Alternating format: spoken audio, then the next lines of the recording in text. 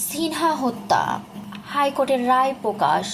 সেনাবাহিনীর অবসরপ্রাপ্ত মেজর সিনহা মোহাম্মদ রাশেদ খান হত্যা মামলায় কক্সবাজারের টেকনাফের বাহারছড়া পুলিশ তদন্ত কেন্দ্রের তৎকালীন পরিদর্শক বরখাস্ত লিয়াকত আলী ও টেকনাফ থানার বরখাস্তকৃত ওসি প্রদীপ কুমার দাসের মৃত্যুদণ্ড বহাল রেখে হাইকোর্টের রায় প্রকাশ করা হয়েছে।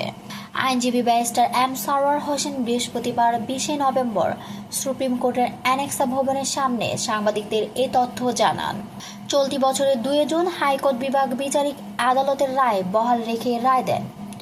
আইনজীবী এম সারোয়ার হোসেন বলেন, হাইকোর্ট 2 জুন ফাঁসির আদেশ বহাল রেখেছিলেন। জুন মাস থেকে অপেক্ষায় ছিলাম কবে এই রায় প্রকাশ পাবে। আমরা আনন্দিত হয়েছি, আজকে এই রায় সই হয়েছে, প্রকাশ হয়েছে। আসামির এখন থেকে আপিল করার জন্য 30 দিন সময় পাবে।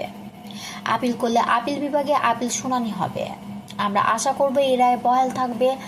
2020 সালের 31 জুলাই রাতে টেকনাফ মেরিন ড্রাইভের সড়কের শামলাপুর চেকপোস্টে পুলিশের গুলিতে নিহত হন সিনহা মোহাম্মদ রাশেদ খান। এই ঘটনায় করা মামলার বিচার শেষে 2022 সালের 31 জানুয়ারি কক্সবাজার জেলা ও দায়রা জজ আদালত 2 জনকে মৃত্যুদণ্ড, 6 জনকে যাবজ্জীবন ও 7 জনকে খালাস দিয়ে রায় দিয়েছিলেন। মৃত্যুদণ্ডপ্রাপ্ত আসামিরা হলেন বাহারছড়া পুলিশ তদন্ত কেন্দ্রের তৎকালীন পরিদর্শক বরখাস্ত লিয়াকত আলী ও টেকনাফ থানার বরখাস্তকৃত ওসি প্রদীপ কুমার দাস। যাবজ্জীবন কারাদণ্ডপ্রাপ্ত আসামিরা হলেন বাহারছড়া পুলিশ তদন্ত কেন্দ্রের বরখাস্ত উপপরিদর্শক এসআই নন্দদুলাল রক্ষিত, সাগর দেব, রুবেল শর্মা। টেকনাফ থানা পুলিশে করা মামলার সাক্ষী টেকনাফের বাহারছড়া ইউনিয়নের শামলাপুরের মারিশবুনিয়া গ্রামের নুরুল আমিন, মোহাম্মদ নিজামুদ্দিন ও আয়াজউদ্দিন।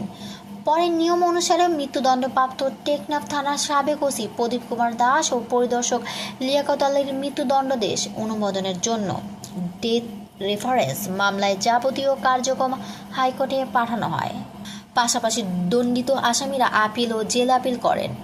দণ্ডের বিরুদ্ধে আসামিদের আপিল ও ডেথ রেফারেন্সের শুনানি শেষে 2 জন বিচারপতি মোহাম্মদ মোস্তাফিজুর রহমান ও বিচারপতি মোহাম্মদ শগীর হোসেন হাইকোর্ট বেঞ্চ রায় ঘোষণা করেন।